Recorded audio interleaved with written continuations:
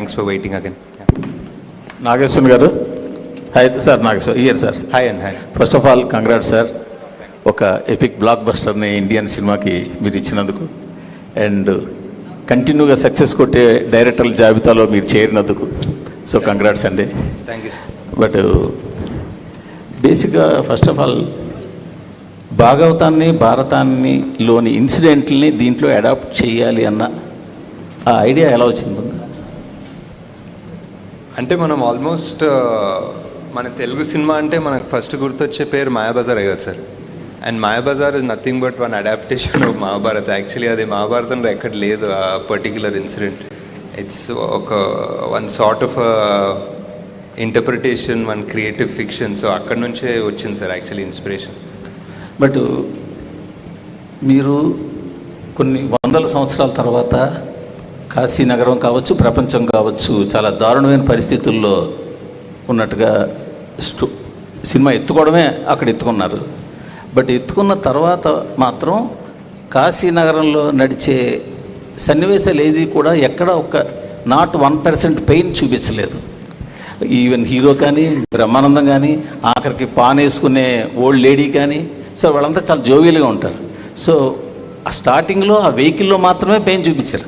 So కాశీలో ఎక్కడ pain చూపించారు. అదొక చిన్న కామన్ మ్యాన్ డౌట్. రెండొక డౌట్ ఏంటంటే, అసలు శంబాల వాళ్ళ టార్గెట్ ఏంటి, లక్ష్యం ఏంటి, వాళ్ళ ఉద్యమం తాలూకా లక్ష్యం ఏంటి? రేపటి కోసం అన్నది ఓకే, అది కాయిన్ చేసిన వరుడు. అసలు ఏంటి వాళ్ళు, అంటే కాంప్లెక్స్ని క్యాప్చర్ చేద్దామనా, లేకపోతే వరల్డ్ని మళ్ళీ ఓల్డ్కి వైభవాన్ని తీసుకురావాలనా?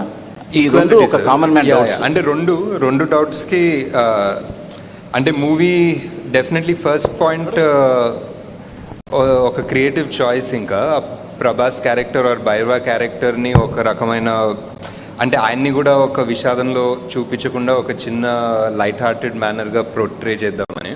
అండ్ అంటే ఎంత ఇప్పుడు లిటరలీ ఎంత విషాదం వార్ జోన్లో అన్నా they can still be some sort of life and humour అన్న థాట్ ప్రాసెస్లో సార్. సో అలా వెళ్ళాము. మేబీ ఇంకా చూపించుండొచ్చేమో, but we don't want cinema మరీ డార్క్గా కూడా చూపించే ఉద్దేశం లేకుండే.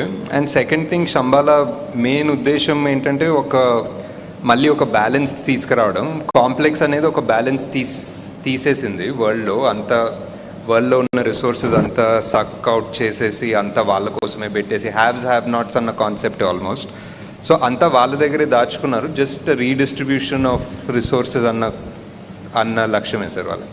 అంటే కాంప్లెక్స్లో కూడా చూస్తే కాంప్లెక్స్ సుపీరియర్ ఎవరైతే బాస్ ఉన్నాడో ఆయన చాలా దుర్భర పరిస్థితిలో ఉంటాడు. ఆయనకి ఆ సీరం రావాలి, మళ్ళీ బలోపేతం అవ్వాలి. బట్ మిగతా కాంప్లెక్స్లో ఉన్న వాళ్ళతో చాలా ఎంజాయ్గా ఉంటారు. బట్ వాట్ ఇస్ ఇంకా అతనికి ఏముంది దానివల్ల అన్న కొన్ని మోర్ క్లారిటీగా ఇంకా పార్ట్ 2లోనే తెలుస్తాయి sir. Nagashwin, this is Sangeeta here. Hi. Hi.